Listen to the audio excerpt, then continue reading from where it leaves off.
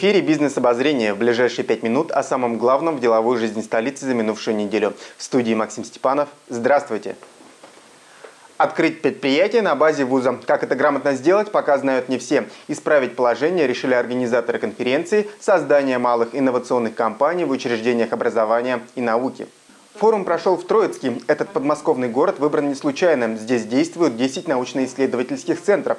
Эксперты уверены, что научным работникам сложно самостоятельно начать свое дело. Нужно знать определенные правила ведения бизнеса. Прежде всего, продумать юридический вопрос. Например, создать общество с ограниченной ответственностью. Следующий этап – поиск продукции или услуг, которую будет предлагать на рынке малое предприятие, а также потребителей, готовых приобрести данный продукт. Некоторые эксперты говорят, что закон, позволяющий открывать предприятия при вузах, несовершенен. Его нужно дорабатывать. Во время конференции участники предложили свои идеи модернизации документа. Их внесли в резолюцию форума и обещали передать в правительство. В политической и общественной жизни страны главный вопрос на сегодняшний день – инновации. Особые надежды возлагаются на молодежь. От нее зависит будущее российской экономики. Ключевой темой первого межрегионального молодежного инновационного форума стало обсуждение кадрового потенциала малого инновационного предпринимательства страны.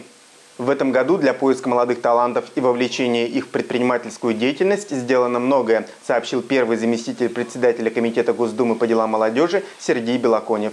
Создан Зворыкинский проект, который дает шанс молодым и талантливым воплотить свои идеи в доходный бизнес. Форум – это возможность найти партнеров, получить ценные советы по кадровым вопросам и даже трудоустроиться. Специалисты пожелали форуму и его участникам дальнейшего развития, а также, чтобы начинающие предприниматели находили потенциальных инвесторов и с успехом внедряли свои проекты.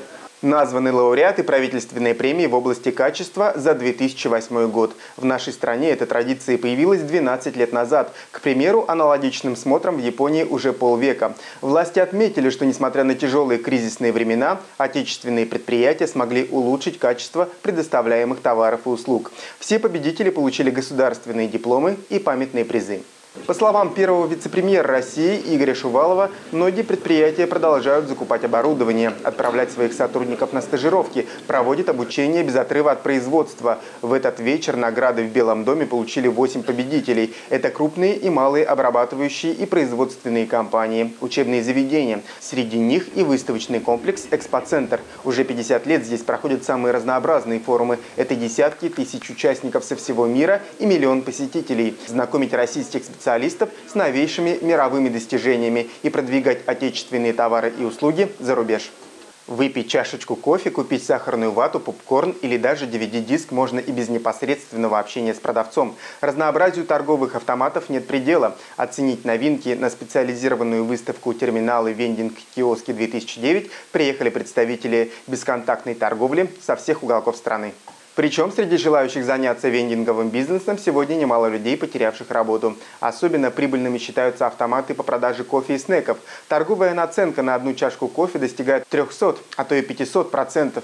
По рентабельности кофейный вендинг опережает даже прием платежей сотовой связи. Между тем, расходы на содержание терминалов могут казаться гораздо выше запланированных. Автоматы, которые размещены на улицах, часто страдают от рук вандалов. Это особенность вендинга по-русски. И все-таки обороты крупных платежных систем за последний год выросли на 30%. Современный мир невозможно представить без всемирной паутины. Благодаря интернету мы узнаем новости, общаемся с друзьями, оплачиваем услуги. В концертном зале «Пушкинский» чествовали тех, кто делает нашу жизнь удобной и комфортной с помощью виртуального мира. Здесь состоялась 6-я торжественная церемония вручения национальной премии «Рунет-2009». За развитие Рунета отвечают миллионы талантливых и творческих людей. За 6 лет существования премия стала знаковым событием. Ежегодно она определяет лидеров IT-отрасли и подводит итоги уходящего года интернет-жизни России.